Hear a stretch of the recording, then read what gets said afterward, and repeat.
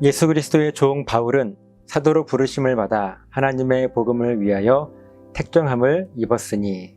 아멘.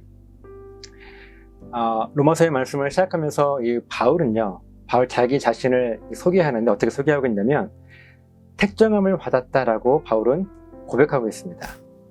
어떻게 택정함을 받았는가 하면 예수 그리스도의 종이라고, 그리고 하나님의 복음을 위하여서 택정함을 받았노라고 두 가지의 설명을 하면서 자기가 누구인가 하는 것을 지금 이야기하고 있는 거예요.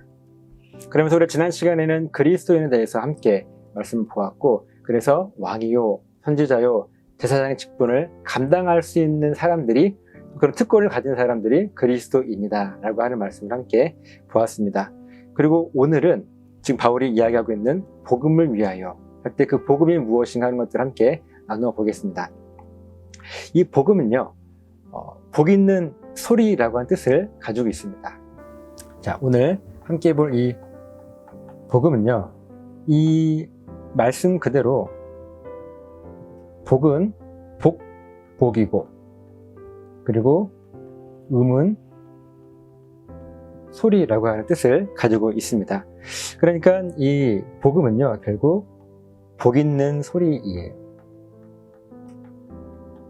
복 있는 소리라고 하는 뜻을 가지고 있습니다. 그러면 무엇이 복인가? 이 복에 대해서 마태복음 5장에서는요, 산상수훈의 말씀을 통해서 예수님께서 직접 복이 무엇이다, 우리가 이제 팔복이라고 이야기하는데, 저는 이 팔복을 8개의 복으로 보지 않고요, 하나의 복으로 이해하는 것이 맞습니다. 왜냐하면 이 복이라고 하는 것은 마태복음 5장 3절에 보면 심령이 가난한 자가 복이 있다고 그러는데, 그 복이 무엇인가 하면 천국이 그들의 것이다 라고 이야기를 합니다. 그런데 이 천국이라고 하는 것은 무엇을 했기 때문에 어떤 이 행위나 노력의 결과로 주어지는 것, 그것이 이 구원이 아니라, 천국과 구원은요, 행위의 결과가 아니라 하나님께서 우리들에게 무조건적으로 주시는 선물이라고 하는 거예요. 그렇기 때문에 심령이 가난한 자가 천국을 받는 것이 아니라, 이미 하나님께서 우리들에게 선물로 천국을, 구원을 선물로 주시고, 그때부터 우리들의 영적인 눈이 떠지고 또 귀가 열려짐을 통하여서 하나님을 볼 수 있게 되고 하나님의 말씀을 들을 수 있게 되어집니다. 그때 우리는 이 하나님을 향한 갈급함이 생겨서 하나님을 예배하지 않으면 견딜 수 없고, 또 기도하지 않으면, 말씀을 읽고 묵상하지 않으면 견딜 수 없는 그런 은혜 생활을 하게 되어지는데, 그런 삶이 바로 심령이 가난한 자의 삶의 모습이라고 하는 거예요. 그러니까 우리들이 심령이 가난했기 때문에 천국을 갖게 된 것이 아니라, 이미 하나님은 우리들에게 천국을 주시고 그 천국을 가진 사람들의 삶이 복되다라고 하는 그 말씀을 하고 있는 것이 복에 대한 예수님이 직접 하신 말씀이라고 하는 것입니다. 이 복에 대한 자세한 내용은 주일 파송예배 말씀을 보시면 더 정확하게 깊이 이해할 수 있으실 것 같으세요. 그래서 결국 이 복은 무엇인가 하면 바로 구원받은 것, 그 자체가 바로 복입니다. 그래서 이 복이라고, 성경이 말하는 복이라고 하는 것은 하나님께서 구원을 선물로 주셔서 그때부터 우리가 누리고 살아가는 모든 것, 그 누림이라고 하는 것은 무엇인가 하면 하나님을 향하여서 영적인 갈급함이 생기고, 하나님 찾아오셔가지고 우리를 위로하실 때 우리 마음에 애통할 수 있는 것, 그리고 우리에게 땅을 기업으로 주셔서, 이 땅이라고 하는 것은 우리가 겸손함으로 사명을 감당할 때 내가 서 있는 그곳이 이전에는 먹고 사는 땅이었는데 이제는 하나님의 은혜로 사명을 감당해야 될 사명 감당하는 땅으로 바뀌어지는 것, 땅을 유산으로 물려받은 것입니다. 그리고 하나님 말씀에 순종하면서 그 말씀에 순종하는 삶이 무엇인지 알기에 그 의를 향한 갈급함과 굶주림, 그것 때문에 우리가 얻는 배부름, 이 모든 것이 믿는 사람들에게, 구원받은 사람 누릴 수 있는 복이라고 하는 거예요. 그러니까 여기 말씀과 같이 구원받은 것 자체가 복이다 라고 지금 우리들에게 이야기를 하고 있는 것입니다. 그러면 복은 무엇인지 이제 알겠어요. 그럼 이제 소리라고 하는 것은 무엇인가? 소리. 이 소리에 대한 예언의 말씀이요, 이사야 43장 2절에 나와 있습니다. 이사야 43장 2절에 보면은 외치는 자의 소리여 이르되 너희는 광야에서 여호와의 길을 예비하라. 사막에서 우리 하나님의 대로를 평탄하게 하라. 그러니까 외치는 자의 소리가 있습니다. 외치는 자의 소리. 이르되 너희는 광야에서 여호와의 길을 예비하라. 실제로 복음서에 등장하는 이 세례 요한이요, 이사야의 이 예언의 말씀의 성취라고 이야기를 합니다. 마태복음 3장 3절과 또 마가복음 1장 3절, 그리고 누가복음 3장 4절, 그리고 요한복음 1장 23절에 보면 외치는 자의 소리에 대한 예언이 나옵니다. 그래서 너희는 주의 길을 준비하라. 그의 오실 길을 곧게 하라. 라고 이야기하는 거예요. 너희는 주의 길을 준비하라. 그리고 그의 오실 길을 곧게 하라. 세례 요한이 선포한 말씀이죠. 이 말씀을 보면은 결국은 이것은 구원에 대한 외침이라고 하는 것입니다. 이 세례 요한의 삶 자체가 구원 선포하는 소리였다라고 하는 거예요. 그럼 결국 복음은요, 결국 복음이라고 하는 것은 믿지 않는 자를 구원하게 될 소리이고 외침이라고 하는 것입니다. 복음은 믿지 않는 사람들을 구원하게 될 소리이고 외침이에요. 이 사도 바울은요, 자기가 누구인지를 정확하고 분명하게 알고 있었어요. 그러니까 자기에게 주어진 사명이 무엇인지를 분명히 알고 있었다는 이야기라고 하는 것입니다. 그러면 이 복음이라고 하는 것은 무엇인가? 복음? 복음에 대한 설명을 여러 가지로 할 수 있겠는데 저는 크게 5가지로 복음을 정리합니다. 하나는 성육신. 예수님께서 이 땅에 오신 것이죠. 그리고 십자가의 죽으심. 그리고 다시 살아나심. 그리고 하늘에 오르심. 그리고 마지막으로 재림, 다시 오신다는 말씀이에요. 성육신은요, 하나님께서 이 땅에 인간으로 오신 것입니다. 성육신은 하나님께서 이 세상에 인간으로 오신 거예요. 왜 인간으로 오셨는가 하면 이 인간이 죄를 지어서 그 죄의 결과로 죽음을 얻게 되었습니다.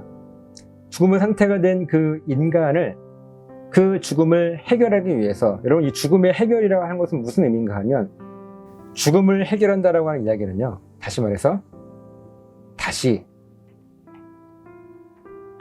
살아나면 되는 거예요. 그래서 예수님께서 죽으신 이유는요, 우리의 죄를, 우리의 죄값을 치르기 위해서 죽으신 거예요.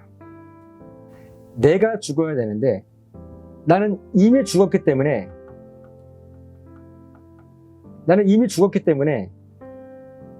다시 살아날 수 있는 능력이 없어요. 이미 죽었기 때문에. 그런데 하나님께서 이 땅에 인간으로 오셔서 그분이 십자가에 죽으셨어요. 이 죽음의 의미는 우리의 죄값을 치렀다라고 하는 그 말도 맞지만 사실은 다시 살아나기 위해서 죽으신 거예요. 그리고 이 다시 살아나심은 이 다시 살아나심 때문에 우리들이 다시 살아나게 될 은혜를 얻은 것. 여러분, 이것이 구원입니다. 진짜 구원이에요. 그리고 그 예수님은 다시 살아나신 이후에 하늘에 오르셨어요. 이 하늘에 오르시는 것은 그분이 이 땅에 인간으로 성육신, 인간으로 오신 그 낮아짐, 겸손과 순종과 자기 포기 때문에 이 땅에서 죽음과 부활이라고 하는 그 큰 사명을 감당하셨고, 이제 하나님께서 그분을 다시 하늘로 올리시면서 높여주셨습니다. 이것이 사도행전 1장에 나와 있는 하늘에 올라가시는 장면이에요. 그리고 마지막 재림은요, 아직 이루어지지 않았습니다. 다시 오실 거예요. 그러니까 성육신, 죽음, 부활, 승천까지는 이미 성경에 기록이 되어져 있습니다. 그리고 재림은 아직 오시지 않았지만 오실 것이라고 성경에 예언되어 있습니다. 그러면 교회라고 하는 것은, 바로 교회의 사명은 무엇인가 하면 바로 이 사이에서 이 재림을, 예수님께 다시 오심을 기다리는 것입니다. 그리고 이 땅에서 다시 오실 예수님을 기다리면서 무엇을 하며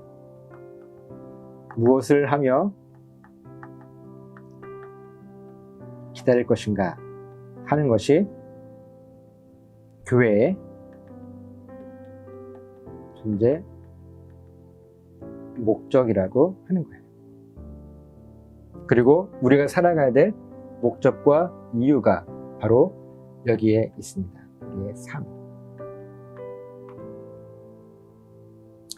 그래서 세례 요한은요, 외치는 자의 소리로 기다렸어요. 세례 요한은 외치는 자의 소리로 기다렸습니다. 그리고 우리 개인과 교회도 마찬가지로 외치는 자의 소리로, 복음을 외치는 자의 소리로 기다려야 하는 거예요. 그러면 외치는 자의 소리라고 하는 것이 무엇이겠습니까? 바로 이 소리로 살아가는 것입니다. 그러면 어떻게 살아가는 것이 소리로 살아가는 삶일까요? 바로 예수님께서 이 땅에 오셨던 것처럼 겸손하고 자기를 낮추시고 자기를 포기하고 말씀에 순종하는 삶을 살아낼 때, 그리고 부활의 확신, 그 하나님께서 이 땅에 인간으로 오셔서 우리의 죄를 대신해서 십자가에 죽으시고 다시 살아나신 그 능력으로 우리를 다시 살리신 그 은혜를 내가 믿기에 그 부활의 소망을 가지고, 그 구원의 확신을 가지고, 나를 살리시고 나를 높이시는 그 하나님의 은혜에 대한 확신을 가지고 살아가는 것 자체가 외치는 자의 소리라고 하는 거예요. 그런 삶을 살아갈 때 너는 왜 그렇게 살아가느냐, 너 왜 너의 것을 포기하고 헌신하며 살아가느냐 라고 누군가 이야기할 때, 라고 세상이 우리들을 향해서 이야기할 때, 나는 하나님의 사람이고 하나님께서 나를 위해서 복음을 그렇게 완성시켜 주셨고 나를 구원시켜 주셨기 때문에 내 삶에 그 복음이 녹아져 있습니다. 나는 구원의 확신이 있는 사람이고 그 구원의 확신을 가지고 난 오늘도 외치는 자의 소리로, 그 구원의 소리로 복음으로 살아갑니다 라고 하는 믿음의 간증과 고백을 가지고 살아가는 것이 외치는 자의 소리로 살아가는 자의 삶의 모습이라고 하는 것입니다. 바로 저와 여러분이 이 복된 소리이고 복음이라고 하는 거예요. 우리들이 이 복음으로 살아갈 때 하나님께서 우리를 사용하시는 것이고, 우리를 통해서 더 많은 사람들을 구원하실 것이고, 우리와 똑같이 다른 사람들에게도 복음을 증거하게 하시고, 예수님께서 말씀하셨던 그 복을 나만 누리는 것이 아니라 내 주변에, 아니 이 세상 모든 사람들이 누릴 수 있도록 그 삶을 증거하는 것, 복음을 증거하는 것, 그 삶이 우리들의 삶인 것이고 그 증거하는 삶 때문에 택정함을 입었다라고 지금 바울은 고백하는 것이 내가 누구인지를 분명히 알고 있다라고 하는 사실입니다. 바울은 이 진리를 깨달았기 때문에 하나님의 복음을 위하여 택정함 받은 자라고 스스로를 담대하게 이야기할 수 있었던 것입니다. 우리들도 이 바울과 같이 적어도 내가 누구인지는 알고 살아가야 되지 않겠어요? 나는 예수 그리스도의 종이고 또 그렇게 고백할 때 그 의미가 무엇인지를 정확하게 좀 알고 하나님의 복음을 위하여 택정함을 입었다라고 이야기할 때 복음이 무엇인지를 알아야 되지 않겠습니까? 그래서 복음을 증거한다 이야기할 때 단순히 교회 가자 그 정도가 복음이 아니라 예수님께서 이 땅에 오시고 하셨던 모든 일들이 왜 그랬는가 하는 이유를 분명히 증거하고 우리는 다시 오실 그 주님을 기다리면서 이 땅을 살아갑니다 라고 하는 그 이야기를 전하는 것이 복음을 증거하는 거예요. 단순히 교회 갑시다, 예수님 믿읍시다, 물론 그것도 복음이 맞습니다. 그러나 진짜 복음의 레디컬한 그 의미는요, 성육신, 죽음, 부활, 승천, 다시 오실 그 주님을 기다리는 것, 이 내용을 담고 있어야 진정한 복음의 능력이 발휘될 수 있지 않겠는가 하는 생각을 해보게 됩니다. 저와 여러분이 그 복음을 위하여 택정함을 입은 그런 능력 있는 그리스도인 삶을 사시기를 예수님의 이름으로 부탁을 드립니다.